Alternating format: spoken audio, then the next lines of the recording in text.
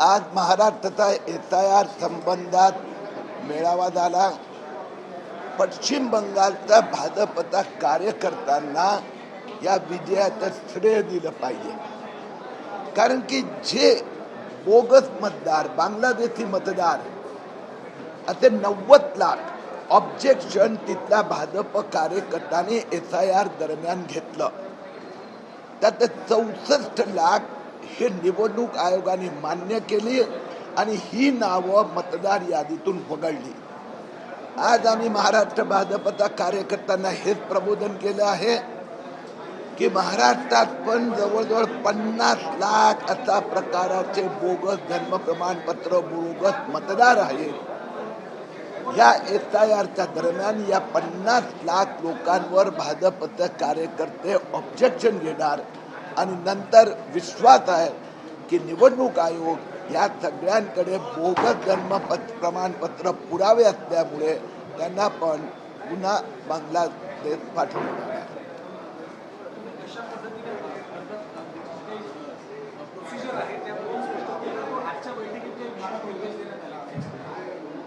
आता आहे की पश्चिम बंगाल निकाल लागल्यानंतर आता निवडणूक आयोग जे SIR भाग 2 याची सुरुवात करणार आहे। त्या संबंधात पुढच्या 20-25 दिवसात नियमावली फायनल होणार। महिन्यानंतर प्रत्यक्ष SIR सुरू होणार। आता प्री SIR मध्ये मतदारांच्या वस्त्यांमध्ये जाऊन त्यांचं मॅपिंग सुरू आहे। आम्ही हे पाहिले, अनुभव केला की मोठ्या प्रमाणात ते बांगलादेशी घुसखोर बोगस कागदपत्र गोळा करतात। आपण बघितलं, देवेंद्र फडणवीसनी मुंबई महापालिकेतील 87,347 बोगस जन्म प्रमाणपत्रासाठी SIT रचित केली। याचा कारण SIR आहे, कारण की बोगस जन्म प्रमाणपत्र घेऊन ते मतदार झाले असते किंवा होणार। SITचं काम मी आज माझे निवेदन पाठवून दिले आहेत। SITचे प्रमुख लक्ष्मी गौतम यांच्यात आमचा संपर्क झाला आहे। पुढच्या आठवड्यात मी माझे सगळे डॉक्युमेंटरी एव्हिडन्स हे SIT समोर पेश करणार।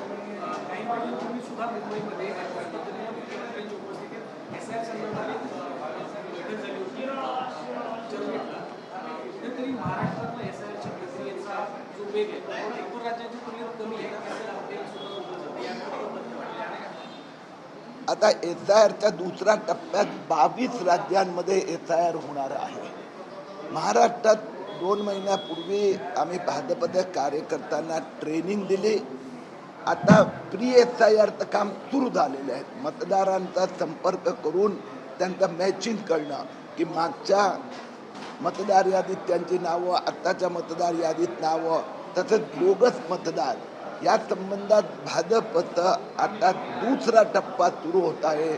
पहिल्या 2 टप्प्यात तयारी, ट्रेनिंग, आता घरोघरी जाऊन बोगस मतदार शोधणे आणि जे खरे मतदार आहेत त्यांच्यासाठी सगळी माहिती गोळा करून त्यांना मदत करणे।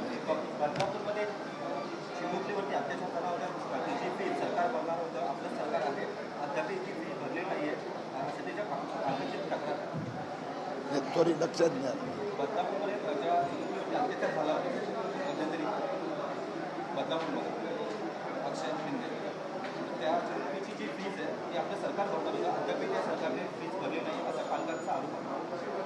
मी चेक करतो, कारण की ज्याचे जबाबदारी येतील त्यांना सांगणार असं काय होऊ नये ते पाठपुरावा करू।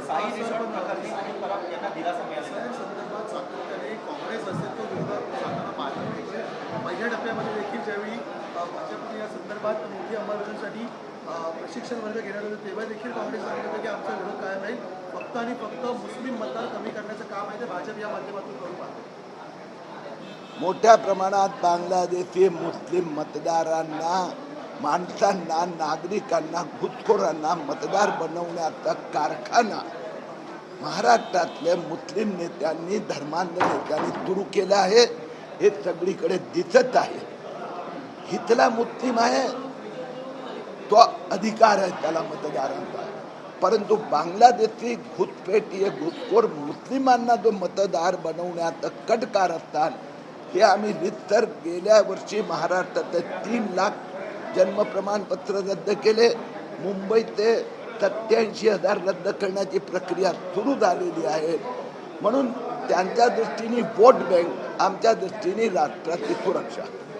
सॉरी, पहिला प्रश्न जो परत आलेला भाई, नवी मुंबईतला एक वेगळा प्रश्न होता. नवी मुंबईमध्ये डान्स बार अद्यापही सुरू आहे. मध्यंतरी अधिवेशन काळामध्ये कारवाई झाली, डान्स बार बंद होते. अधिवेशन संपले, पुन्हा ही चमचम सुरू पाहायला मिळते. मी नवी मुंबईचे जे आमचे आमदार नामदार आहेत त्यांच्या कानावर हे गोष्ट घालणार. ये अभी वो बदलापुर ले जा रहे उसको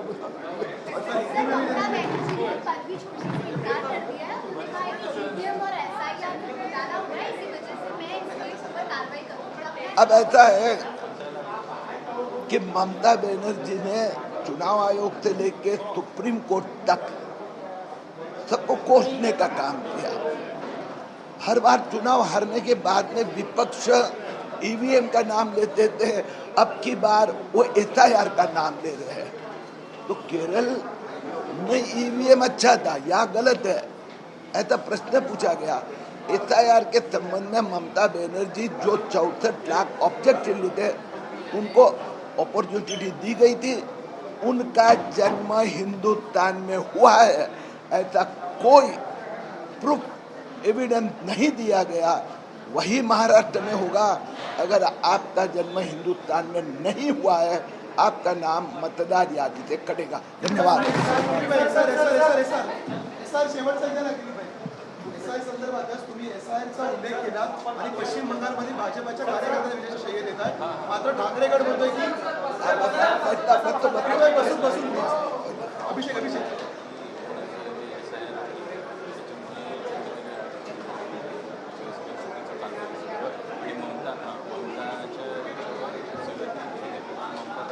राजीनामा देत नाही ना, ते राजीनामा देत नाही, समर्थन करतोय.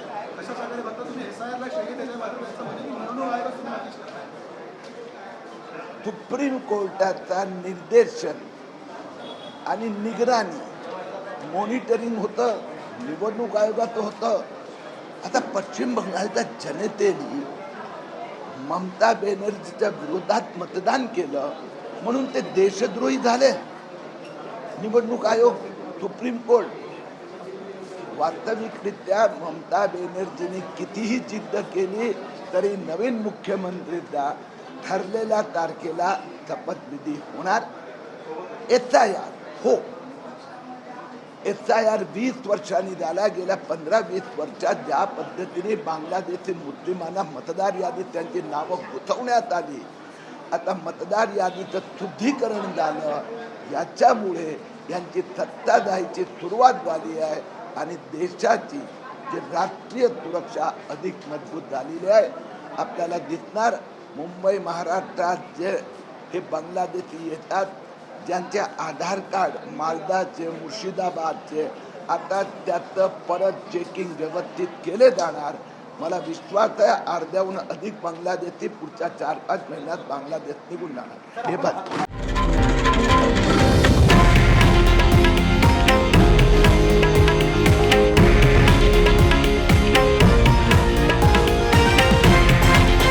हे आहे देशातील नंबर 1 न्यूज नेटवर्क आणि आपण पाहत आहात TV9 मराठी, एकमेव.